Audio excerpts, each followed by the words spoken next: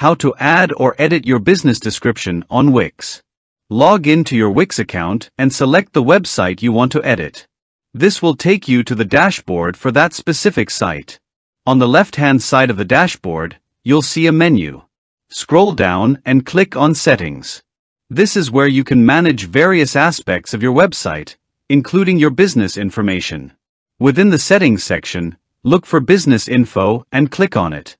This area contains details about your business, such as your business name, address, and description. In the Business Info section, you'll find a field for short description. This field allows you to enter up to 150 characters, so be concise and clear in describing your business. After entering or updating your business description, click the Save button, typically located at the top or bottom of the page.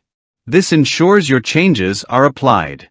Your business description might appear in various places across your site and in third-party apps or widgets that pull in business information. It can also help with SEO by giving search engines a clear summary of what your business does.